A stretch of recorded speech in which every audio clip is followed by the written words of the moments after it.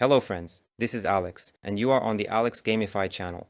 Here we talk about cryptocurrency, the Tone ecosystem, mini apps, and the founders of cool projects. Today we have Alexander from the Hello Pixel team as our guest. Hello Alexander. Hello, Alex. Hey, I'm really glad to see you. It's great that we managed to organize this podcast. Tell me a little about yourself and the project. What do you do? Well, maybe some people still don't know about Hello Pixel. I have been involved in game development and gaming related applications for about 6 to 7 years. Basically, we are creating, well, to put it simply, a gaming ecosystem on the blockchain that includes a lot of various goodies. Great. And about Pixel, then Pixel, as I understand it, how many users does it have? Is it a mini app on Telegram now? Yes, Hello Pixel is a TMA application, Telegram mini apps, and currently we have 1.2 million registered wallets, with a daily online presence of about 70,000 users. Listen, before we move on to Hello Pixel, tell me about yourself, your experience, what you did before, and how you came up with the idea for Hello Pixel. In general, I have a management background starting with consulting. Games have always been a hobby, and at some point I had the resources to create my own games and applications. So at some point we wanted an ecosystem. Not exactly like Steam, but something big and gamified. And actually they started using their resources and gradually came to Pixel. Pixel was probably born in the year 2021, closer to the end. We didn't make it to that market. At that time it was the idea of game official DeFi, essentially like a swap platform, with some gaming perks for users. And that's when this concept was born and the work began. Well, we didn't make it to the market. We continued with the expected rank. So you say you didn't have time, which means who is actually on the team, how many people are there? Well, at that time, it all started with a really small team. We essentially had one programmer, the founder, the SEO, and that was me. So a concept was developed, some mechanics were laid out. They forked on PancakeSwap at that time, but they didn't make it to the market. Well, they kind of shelved it and put it away. At the moment, we have about 15 active team members working on the project and 5 developers. By the way, you mentioned the concept, so I think TMA didn't even exist back then. Were you looking for something else? Well, yes, in the web. We wanted it to be in the web, everything looking nice, with lots of different pages, social features. I mean, everything we love ourselves because we went through this back in the early 2000s, roughly speaking. And it all naturally left an impression, mixed with a modern approach to games. And that's how we ended up with this pink-purple mix. By the way, yes, why pink purple and why a triangle? Where did the idea come from? Actually, it was Oleg who came up with it, our SEO. I was hardly involved, but he showed it to me and I said, wow, I like it. It's great. Well, everyone seemed to really like it. I mean, he's this very emotional, one-eyed guy who basically has an emoji for everything. Well, then tell us about the Pixel itself, because maybe someone has played it, or maybe someone played it and then stopped. I understand there are various updates now. What does Hello Pixel look like now? How is it structured and so on? At the moment, Pixel is a wallet with a wide range of functionalities, meaning it already has multi-chain support, which is a basic set of services. It includes a DEX in its most basic version, some DeFi tools, and gamification. Essentially, users can customize their characters and mine cryptocurrency using NFTs. Currently, we have launched 3 tokens for mining in different networks, specifically 2 tokens in one network, the Songbird network, where we actually launched the base miner, and 1 in the test network Swisstronik, a blockchain on Cosmos Layer 1. In essence, we distribute tokens from third-party projects through our miner using gamification. Cool, so it turns out there is already a working version of the miner that we know about, right? Is the DEX already operational there or not? Because to be honest, I haven't used it. While the DEX, let's say, is deployed on Flare and Polygon, we will now connect Polygon, meaning the network is already operational. It just hasn't been visualized in the dashboard yet and will soon be scaled. In essence, there will be a classic Uniswap deployed with Uniswap routers, meaning we are essentially forking Uni while simultaneously developing our own DEX. However, we are still quite far from the final DEX, so swapping is already possible, but we are not heavily promoting it right now. as our focus has shifted a bit towards games, particularly the gaming aspect. We have prepared a lot of architectural solutions, since we are fully writing all our gaming mechanics on smart contracts, meaning your gaming experience is on-chain. So everything is on-chain. We don't have a backend, only indexing, which essentially means user statistics and everything that will go into the next achievements module, which you will be able to see. So, once we release the achievements, essentially all of the story with indexing will be in place. That is, we will index the blockchain. I'm currently thinking about what other TMAs exist. So, it turns out in Tone, well, not in that one. In Telegram on-chain, I think it's only catizing and torn in half. The text appears to be unclear or contains errors, making it difficult to provide an accurate translation. Please provide a corrected version for translation. It works on NIR. By the way, why Songbird then? Songbird is actually a sort of semi-random option. We looked at blockchain and low-cost solutions because we understand that most L2s are not designed for on-chain games because making transactions is expensive. 1 cent is already expensive, meaning that Songbird costs 1/10,000th of a cent per transaction.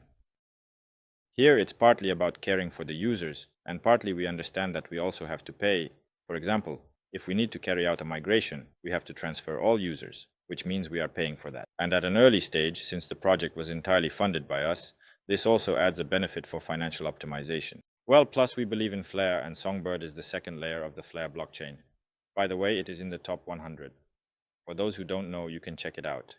There is, let's say, personal analysis that suggests Flare will perform well during this bull run. I just remember that there are also on-chain games on Arbitrum. So, did it come out later when the development started? Or is there something about it that doesn't fit? Currently, we are interacting with Arbitrum regarding grants. The transaction costs there are also relatively low, but I don't remember how many transactions are happening there right now.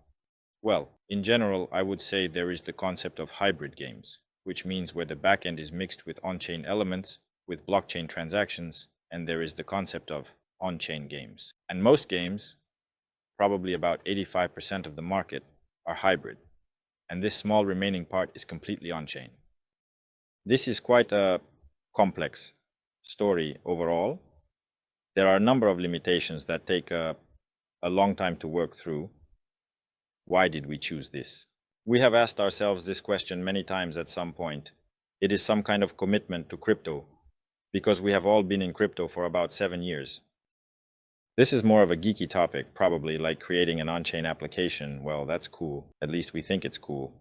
Some people don't think so. By the way, a geeky topic, what is the philosophy behind it? Is there one or not? How is a typical workday structured for the Pixel team? So it's what you see in movies, be development with a lot of beer and people doing something coding. It varies. In different ways, yes. Depending, of course, on the workload, but overall, yes, it's a fun startup activity. In short, it's not without its quirks. So Pixel is just a miner, right? What you mentioned about the game mechanics isn't there yet, is it? Will it be? Well, yes. I mean, if we talk about it in numbers, at the moment we have had one content patch that included our NFT factory and the user's inventory. That is the connection. This was the first content patch. We released NFTs, various modifiers for these NFTs. Here is the second content patch that we are working on. We have just started on it, which is the bots. That is, he manages the crafting, he manages the bots that will automatically claim across all networks, collecting the claims accordingly. Here, because we understand that this has already become a pressing issue, there is a whole mechanism involved. This will be the second content patch. Plus, at the same time, we are releasing features specifically for the client side. For example, we are currently implementing leaderboards. They are also fully based on on-chain metrics. Here, and achievements. In general, it will be interesting with the achievements. So, they are not just achievements. They will somehow influence certain things that you will learn about soon. So what you called it is essentially an upgrade for the miner, right? Yes, this is an upgrade for the miner. Accordingly, the miner is not just a miner.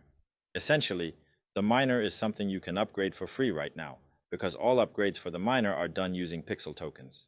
In other words, any increase in progress occurs for the Pixel token. And by the way, we will always provide users with the opportunity to upgrade both for the Pixel token and not for the Pixel token.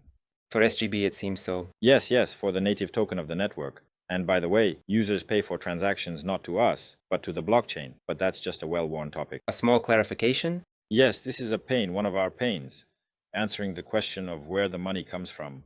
Accordingly, at some point, when the token becomes liquid, users will have to pay for upgrading their miners because Pixel will become liquid.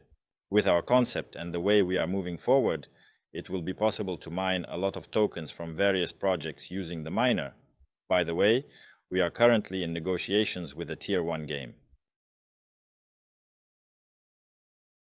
Well, since we haven't signed it, I can't say with whom so as not to cause unnecessary noise. But the negotiations are quite warm regarding the addition of a token for mining to us. It is clear that the question often arises again like, oh, there is little mining happening, meaning not much is coming in. This question can also be answered by saying that those who are at the top, and by the way, there are guys without referrals, they mine just fine. In other words, those who delve into how things are set up, who take risks and invest their time in improving their skills, are already mining effectively now. Even that Bud token we have launched is part of our partner game, meaning we contributed a bit as well, and accordingly, those who are at the top are already mining this token well. So right now, in order to level up and progress, I understand that you need to upgrade the drill level. There are 3 parameters, I believe. Drill, warehouse, essentially, and dressing the character in NFT. And the perk is that when you log into the app daily, I think if you do it about 7 times, you get a box. Yes. Either you get involved with the weekly box, or we will soon launch the NFT marketplace.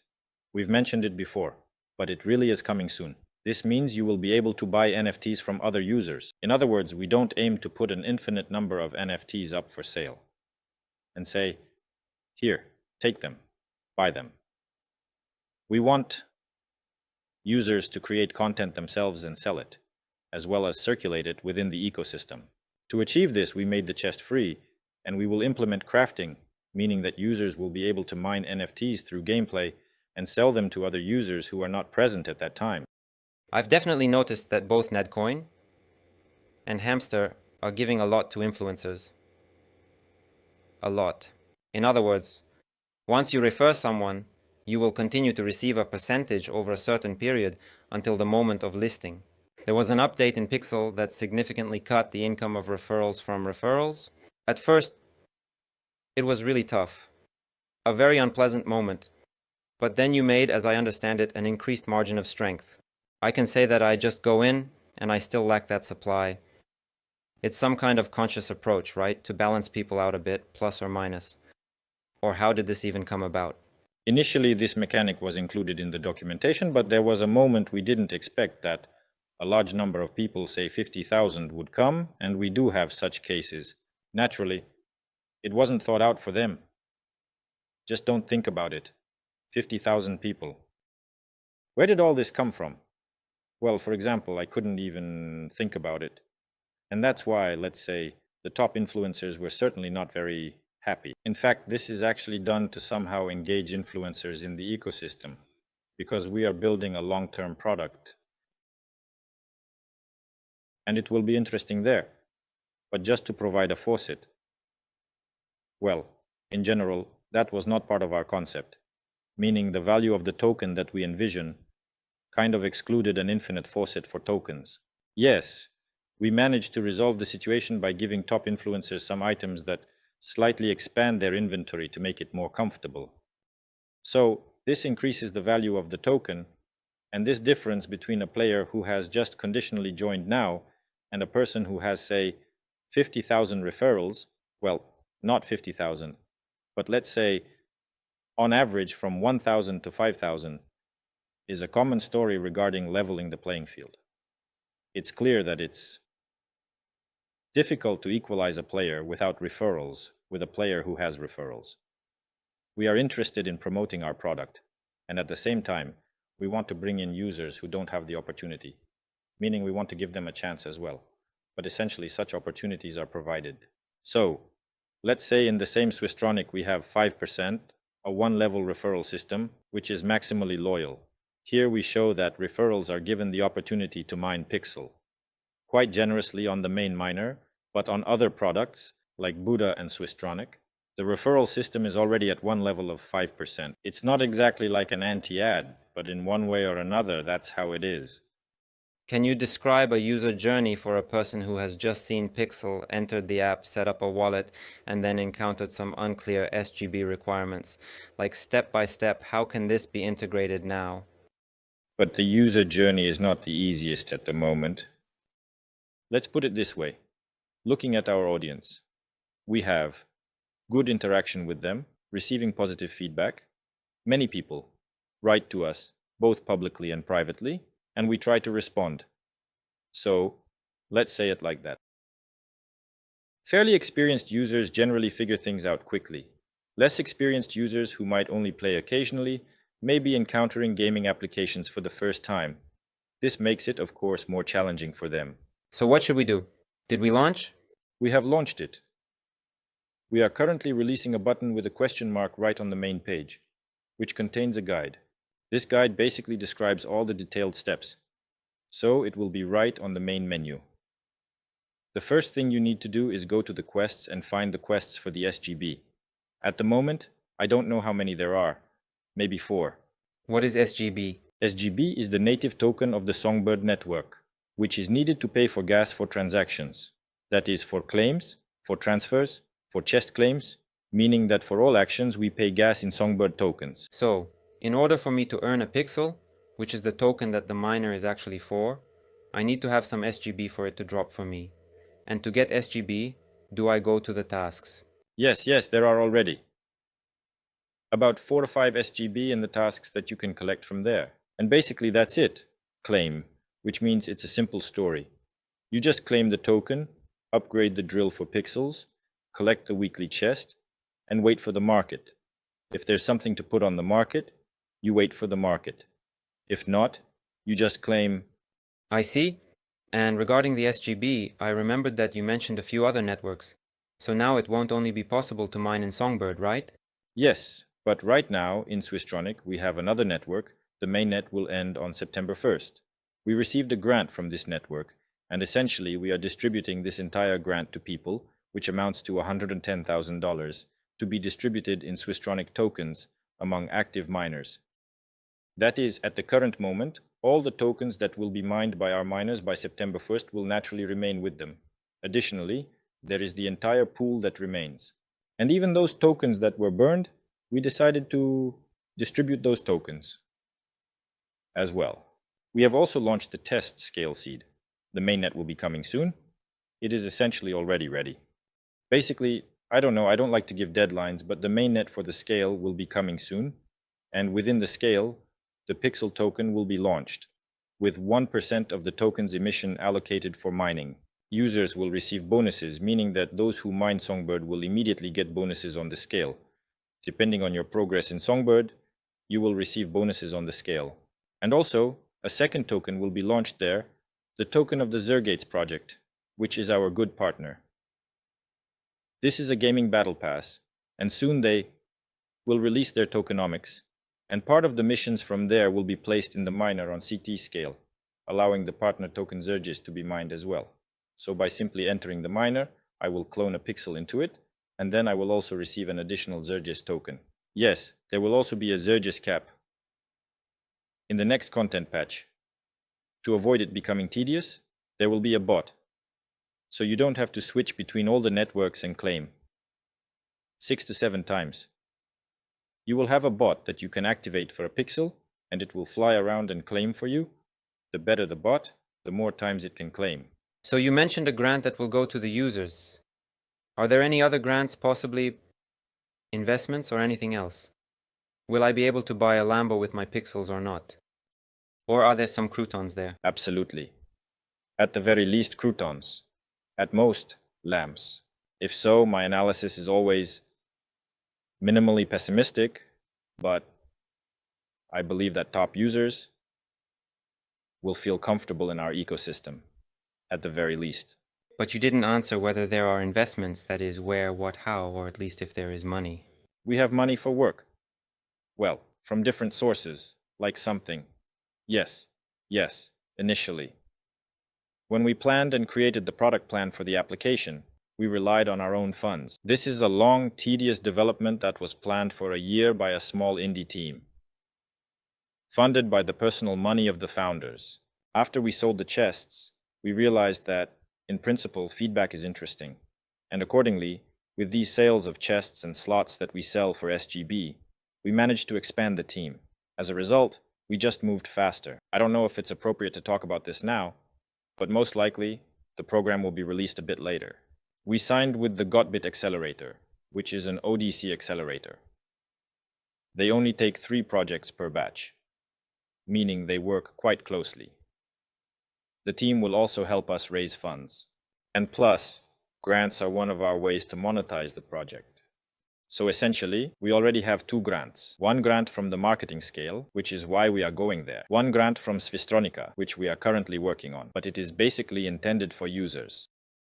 And we, in this way, fill our ecosystem with liquidity. That is, a user who has, say, $3 to $5 in the ecosystem, and there are approximately 100,000 such users, means that there is already 500,000 in liquidity within the ecosystem. This means that there is money in the ecosystem. Our task is to enrich, so to speak, the prosperity of our users as much as we can at this current stage. In order for our users to have money, they should be able to operate with it, essentially making transactions within some ecosystem in the market, and so on. Regarding the Lambo, it's quite realistic. I think it will happen after some time. Cool, just remember to log into the app and claim. Okay. I know that you attend various conferences. You were at the token event in Dubai with Pixel, and you also participate in AMA sessions in different chats. But it seems like there is little information on YouTube, meaning that you are now somehow stepping into the spotlight and possibly advertising. I also haven't seen any pixels in the miners. Is this some kind of strategy, or what is it? Regarding YouTube, yes, of course, we need to start creating content gradually. So we are actually beginning to do that, little by little. Regarding the conference, yes, we went, but our SEO is pushing for conferences. I spend most of my time in development and rarely go out. Accordingly, regarding marketing and advertising, we essentially have almost all organic growth. All our users are almost organic, meaning we haven't purchased any marketing. Yes, there were some partner tasks and exchanges, and we participated in some user events such as Epic 3 Quest and Epic 3 Challenge. Marketing is certainly implied, but to answer a bit more broadly, we will conduct major marketing when we complete our economic game cycle. To finish it, we might need about 4 to 5 months. At that point, we will start targeting users, specifically players who spend money. So, at the moment, who do we have? We have Telegram users who have jumped into this hype thinking, oh cool, let's stick around. So, our main target probably, that we want to fill the ecosystem with liquidity, is users of miners, that is, those who play in miners, in App2Miner, and who spend about $10 a month there. Accordingly, these users will easily join our ecosystem and will buy from the old users who have NFTs and some progress in order to start faster, boost themselves more quickly, and actually play the game when the game cycle is already in place. The game cycle will include raids, PvP, and guilds, as well as syndicates and various clan buildings and so on. In other words, all of this will be on-chain, as we intend to do. And the documentation for this is already about 70% completed. In other words, the concept of the game as a miner is fully formed. So, in the end, it's a kind of global economic strategy. It will turn into the current miner. Initially, you will have a character that you can equip. Later, you will also have various drones and Autobots that will gather resources for you, meaning they will help you. Spend less time claiming, crafting, and so on. You will receive additional gear. Item slots will be added.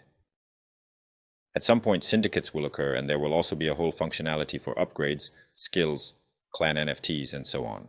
So this is already mid-core content, meaning it's probably not for everyone, but for those who are already invested. Well, then there are clan raids, and in the raids, there is also PvP. This means you can randomly encounter players from another clan in a raid and lose part of the loot that you gathered there.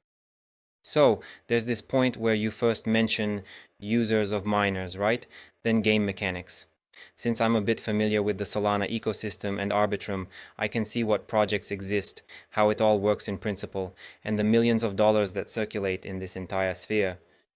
Meanwhile, in TMA, it seems like people are playing and want to be showered with as many rewards as possible. So this is it. This will be some kind of conditional bridge for part of the audience from TMA miners to transition into this whole new wonderful world of crypto, or will it come from there? Our target user is primarily a paying Web2 player from a particularly specific gaming niche, indeed. That is, it is an idle miner. There is such a concept, the genre of the idle miner game. There is a market of approximately $300 million there, meaning it is specifically a paying market. Well, we actually want to take a part of this market for ourselves.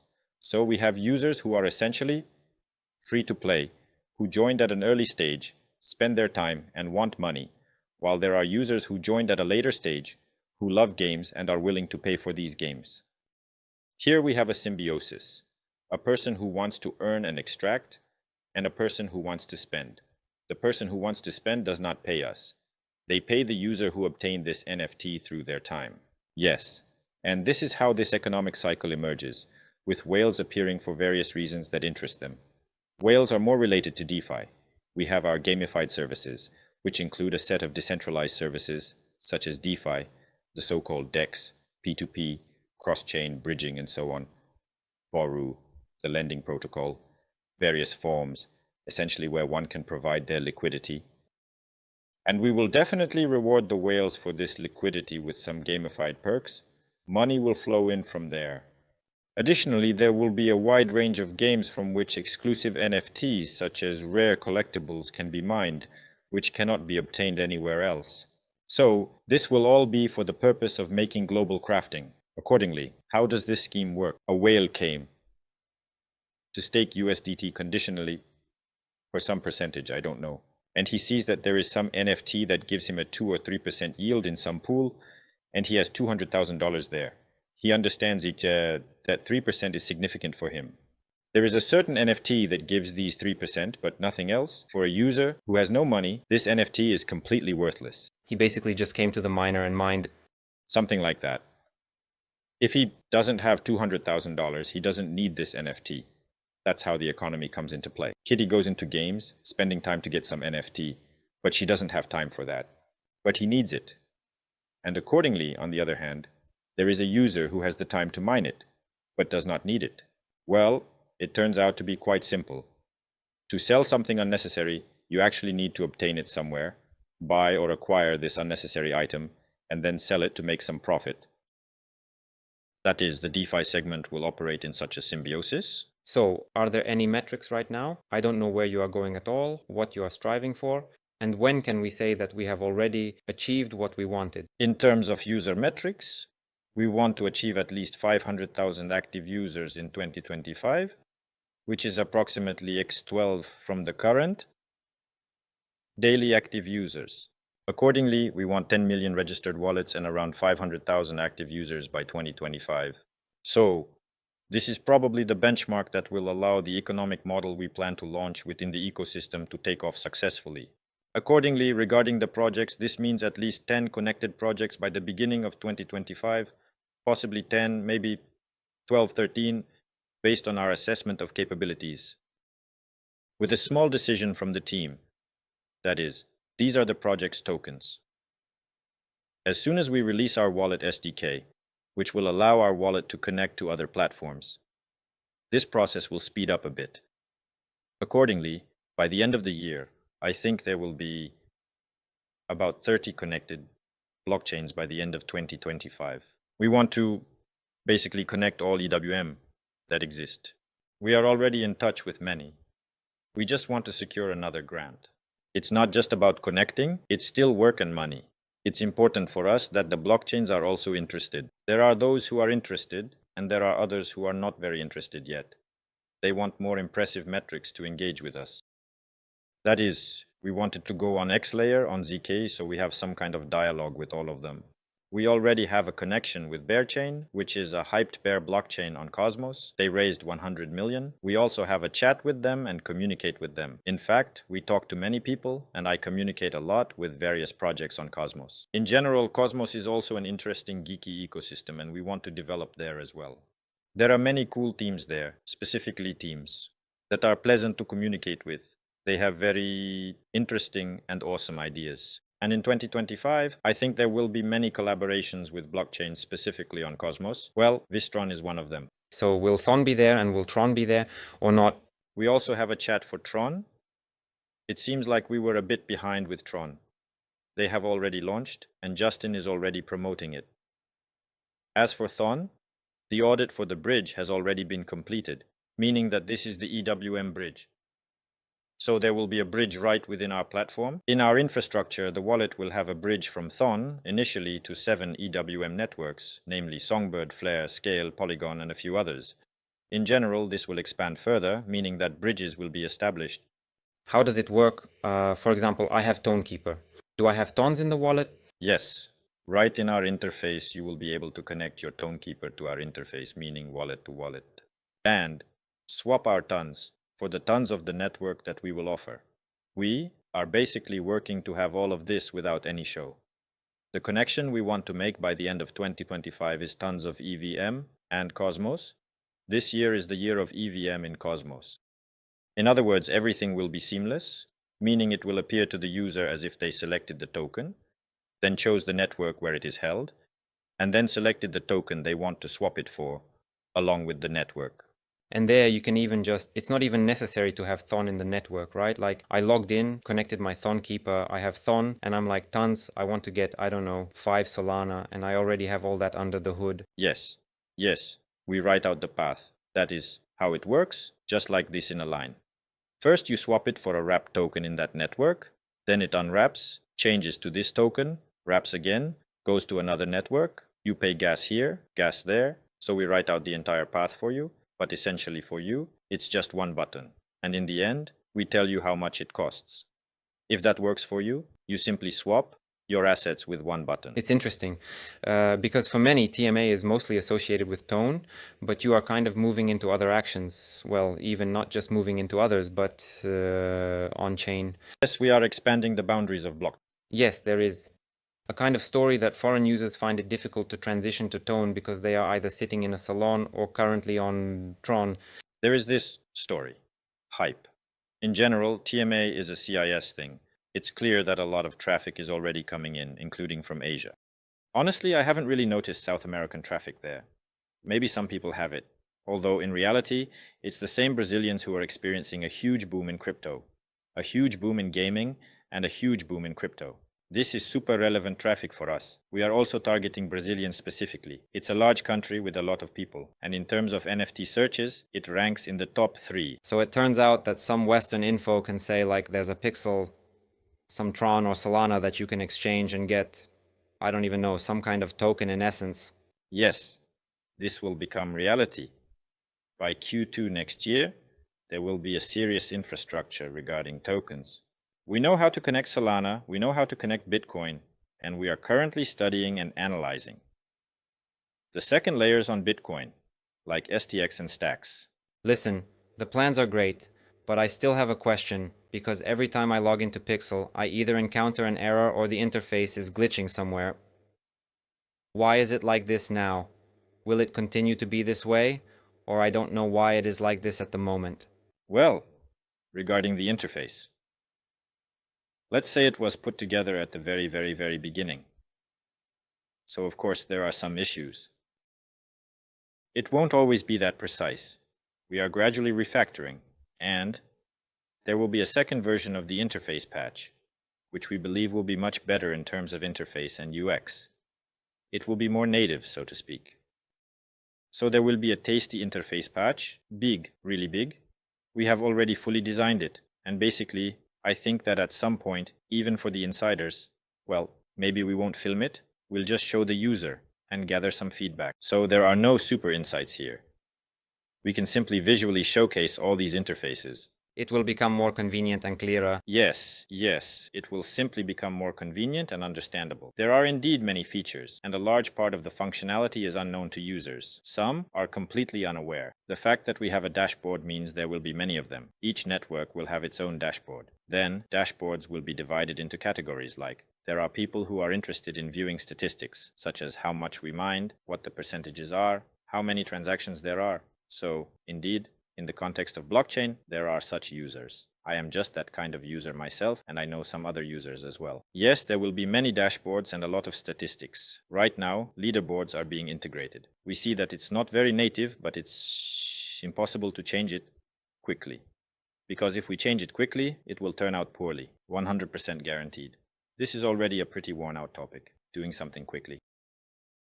And accordingly, yes, there will be an interface patch. It will be exciting, and I think we will showcase it soon. Perhaps in the form of some screenshots or a video that we will post on the channel. Is Pixel going to be more about the game or more about the decks, or is it kind of a 50-50 mix of both? So what is it, like a kind of, well, not a final point, right? But more like a North Star where you are aiming for how will it look? In summary, this is a gamified wallet that is involved in the processing of App 3. In other words, from the perspective of products, we actually direct users to them and provide services. From the user's perspective, we provide them with gamification of the DeFi segment and the opportunity to earn, that is, to mine various tokens, level up the character, progress, organize into clans, and so on. So everything I mentioned was specifically about Pixel Miner. By the way, we have a roadmap on the channel. We recently published it, and it contains all the details. That is, there is a lot of interesting social content. From a user's perspective, it is indeed a global gamified ecosystem that includes games and an economic miner through which tokens can be earned in various networks. From a business perspective, in terms of business projects, games, and gaming-related applications, we are the ones providing a user funnel for them and a set of our own services, such as our on-chain analytics. We have a fairly large on-chain analytics module that we offer to gaming products. So, it's actually a big pain for those coming from the web because you can't really use Google Statistics if you're on-chain. So, you need to deal with it, connect some Chainlink, and Chainlink is, firstly, not cheap, and secondly, it provides a rather narrow functionality for statistics, meaning classical statistics. As for us, this statistics is more focused on GameFi. That is, we can see what the user did in the game, how many tokens they mined, how they mined them, and so on. How many referrals he has, whether these referrals are active, how much money they bring in, and which referral is the most active. In other words, we can build any number of things based on this. And for projects focused on feedback, this is very interesting, meaning they are ready to use it and pay for it. Is this in TMA? Yes, it's all in TMA, then it will be in web. Oh, so you won't be making an Android, iOS, or app? Well, it's hard to say for now. As long as Telegram allows it, yes. If they start to tighten things up, then we will move to the web and create our own applications. So naturally, such scenarios are being considered. Well, they'll come, and now they'll say, oh, I don't know, Apple had a falling out with Telegram, goodbye, and that's it. So what? Everyone will just go back to doing web. Great, then I suggest we move on to the giveaway. We will be raffling off 10 cool, tasty, juicy NFTs from hellopixel. All you need to do is follow the link that will be in the pinned description, and you'll go directly to the post. Just click the participate button, and you will automatically enter the giveaway. Of course, you also need to either be my referral through the referral link, or at least be registered in Pixel Wallet. And in a week, the bot will automatically draw actions for the NFTs among those who joined the Telegram channel and clicked the participate button.